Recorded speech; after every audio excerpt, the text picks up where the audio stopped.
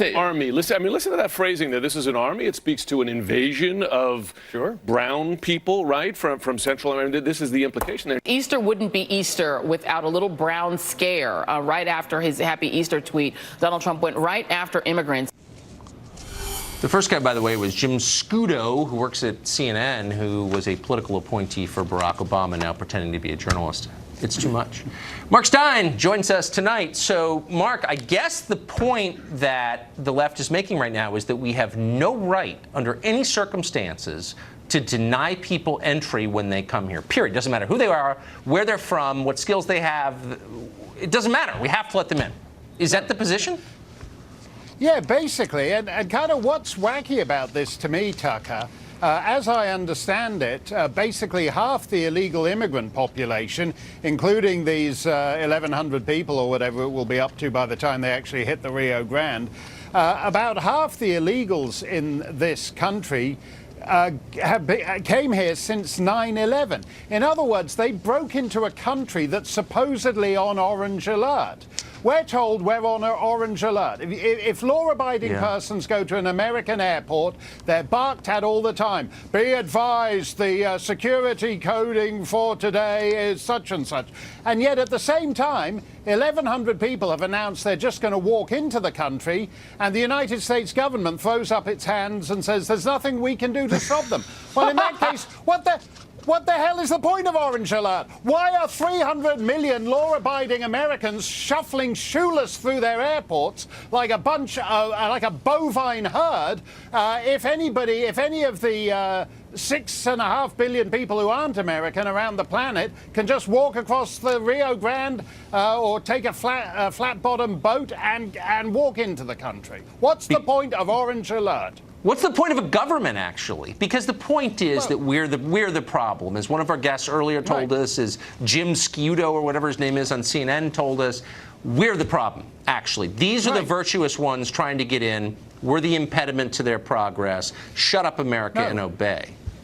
And, you know, he probably doesn't know it. There was a French novel published 45 years ago by Jean Raspail, The Camp of the Saints. A lot of people on the left don't like it. But it actually predicted what's happening before our eyes. A bunch of people got in a ship at India and sailed for the south of France in this novel.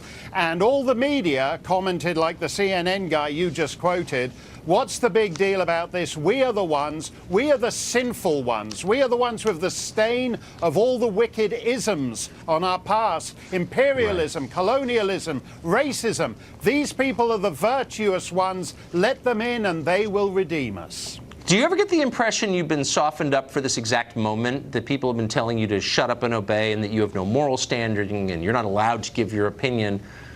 Basically, so we get to the moment where you can just be told to step aside and let people come in your place.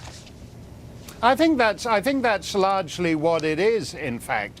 And that's why I always pay great attention to the left's assault on language.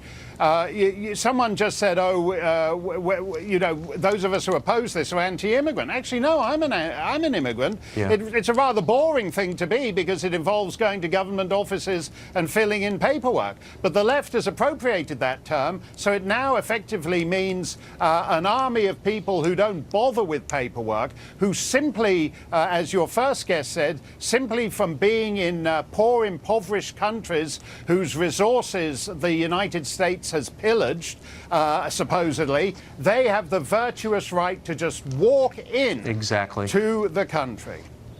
So why should we care that a statue to President William McKinley, a victim of gun violence, by the way, is about to be torn down in Northern California? It feels like one of those things that's worth paying attention to. Why is it?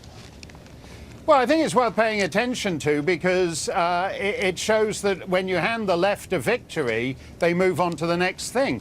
Rich Lowry, the editor of National Review, said on Fox News last year, he said he didn't feel terribly excited about defending Robert E. Lee and Jefferson Davis, but you can bet your bottom dollar that if they come after Washington and Lincoln, he'll be right there defending those guys. Well, they're now actually tearing down statues of American presidents, of a guy who took a bullet for his country. once you hand them the first victory, they simply move on to the next ones. And you know what's interesting to me, Tucker? Obama, when he was talking about what he looked for in his judges, said the quality of empathy. Empathy requires us to be able to understand human beings in the age in which they lived. You're not tearing down a statue of McKinley. Right. You're tearing down the representation of all the Americans who voted for him, agreed with him, supported him. You're in fact disowning your own history and saying, I'm just going to live in a hyper-present tense, disconnected from my past. That is exact, and I knew you could explain it better than anyone I've ever met, and that is exactly right. That's exactly what bothered me about it. Thank you for articulating that. Appreciate it. Thanks a lot, Mark. Tucker. See ya. America's military presence in Syria could be coming to an end, but some people are upset at the prospect of that. One of them joins us in a minute. Also, there's new video of something pretty amazing shot by a passenger on a commercial airliner just